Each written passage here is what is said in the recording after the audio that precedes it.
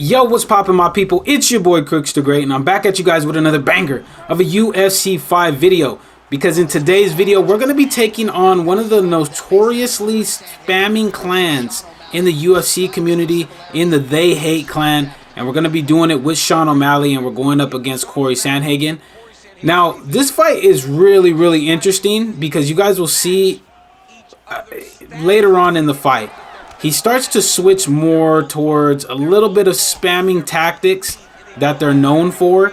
But right here in the first round, he's playing it pretty well. He's using Corey Sandhagen the way that he should be used, especially against the Sean O'Malley player. Because in my opinion, right now, with the current state of the game, Corey Sandhagen is the best matchup for Sean O'Malley.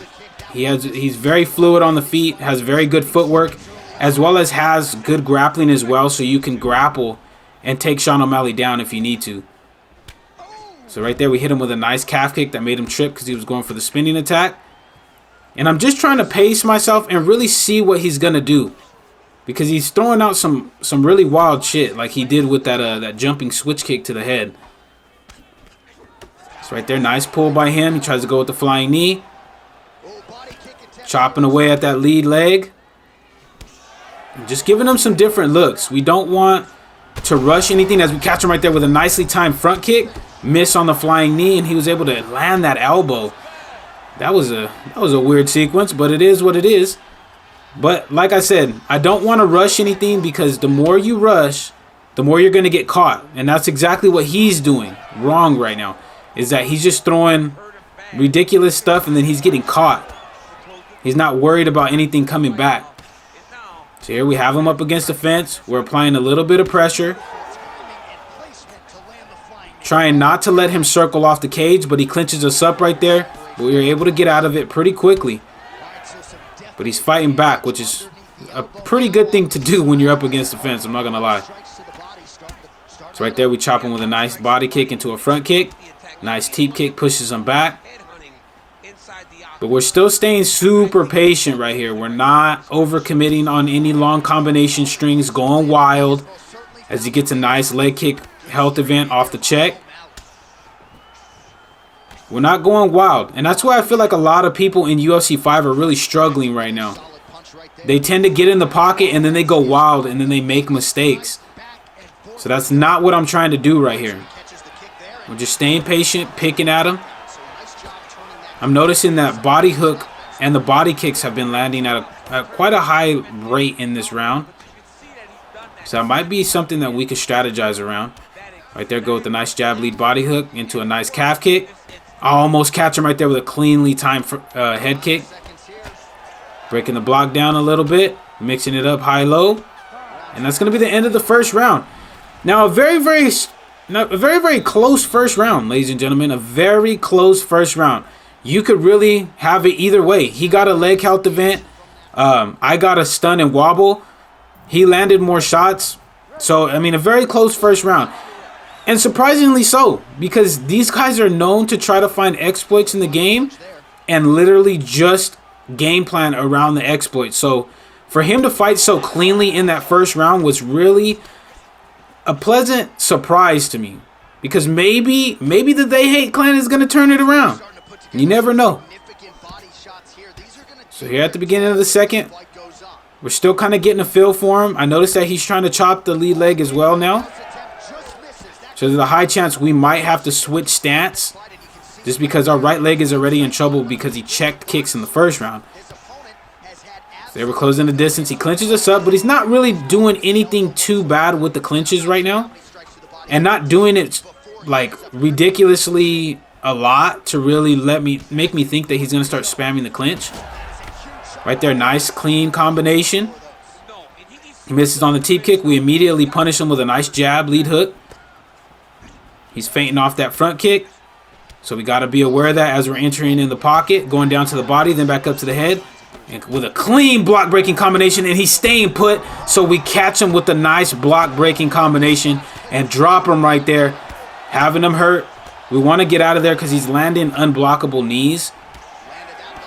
So we get out of there. We punish his body with a nice body roundhouse kick. Still just taking our time, though. Not overcommitting on anything too heavy. But like I said in the first round, his body is open. So now we're starting to take advantage of that a little bit. We're going with some nice body kicks and some nice body hooks. And some body straights to really just mix it up. So there, we're cracking him. Catching him with the 4-piece combination, breaking the block down, hit him with a well-timed knee, and drop him right there with a straight lead hook as he tried to knee me. So now we're just kind of going, to town on him, man. We're going to the body, then back up to the head, but he's throwing a flying knee, so we gotta be careful. We gotta be careful. So right there, nicely timed roundhouse kick by him. So now with 1:15, we're sitting pretty. We've won this round. We've knocked him down, I believe, twice in this round. Once or twice in this round. And we found the rhythm. Now it's up to him to adjust. You see he's trying to go with the pull elbow. He's letting us chop at that block, but right there we caught him with a nice 3-piece off the miss, or off the kick that he shouldn't have been throwing. So here we're just still taking our time, but we're applying a little bit more pressure. But good job by him teep kicking us out of the range. We ducked down underneath the straight. And now with 10 seconds left, we just got to try not to get hit with anything big like we just did right there. But overall, a very clean second round from us there against TheyHate Smucks. We were able to land some heavy damaging shots. We dropped him, I believe, twice in that round. Once or twice in that round. But, you know, he was able to land that flying knee at the end of the round. So we just got to be careful not to be overcommitting on combinations. Because when you overcommit, you expose yourself to eating a heavy strike, man. And I'm telling you guys, word of advice, because this happens to me as he takes me down right there. Do not overcommit on combinations. It's the worst thing that you could do in the game. So right there, we're still chopping at that lead leg, catching with a straight as he tried to clinch us. Hit him with a nice uppercut. He tries to go with the flying knee, but we blocked at that time. Still just taking our time, mixing it up high-low still.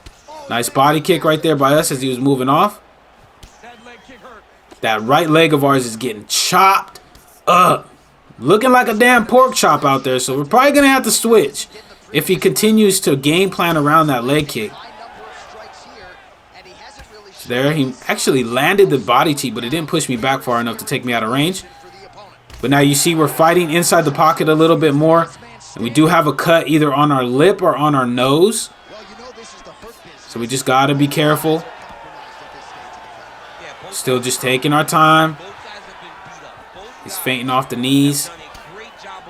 Still chopping at that lead leg. Popping that jab off. And he's looking to time something going right up the middle. Either timing off that front kick or timing a flying knee. So we're just aware that as we're inside the pocket, that could be coming our way at any moment. But he's moving his head a lot right now, and it's keeping him in the fight.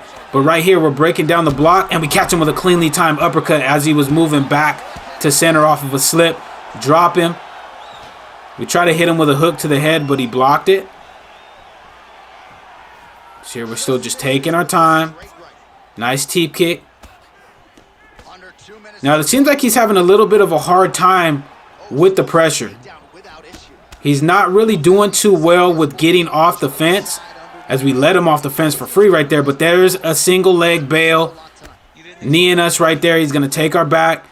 Now, we got to watch out for the backpack. We don't want to let him get a free backpack. As he landed a nice clean elbow. There's a backside turning takedown. And he gets us down into side control. Now, that could be a very dangerous position, and that could be where he's trying to go as we hit him with a beautiful jiu-jitsu sweep right there and end up on top, and then we immediately go to full mount. Side control is a very, very overpowered position right now in the game. People are just tending to get into side control, elbowing the crap out of your face and holding you there.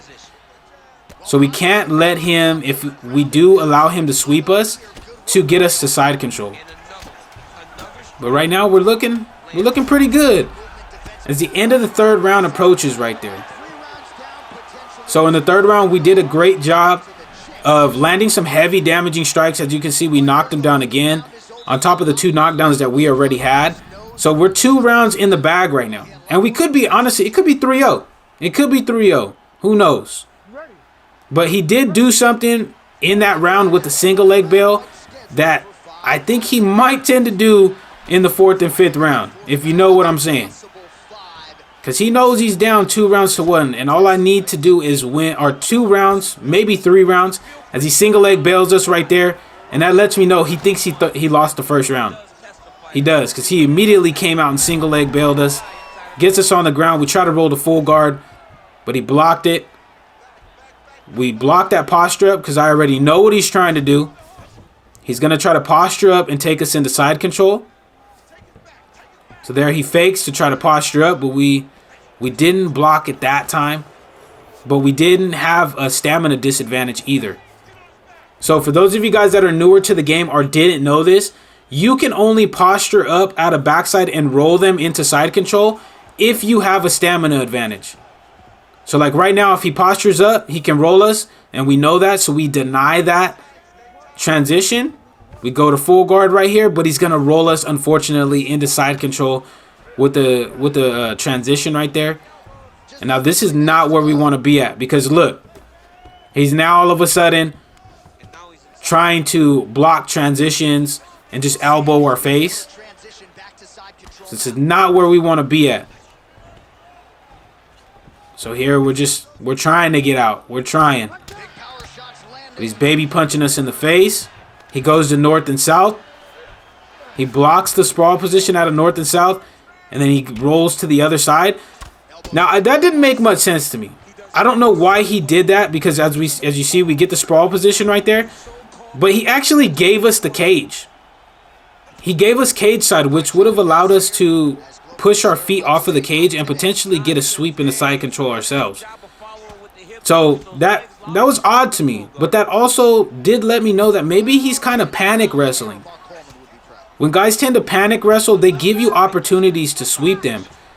As referee Herb Dean finally stands us up.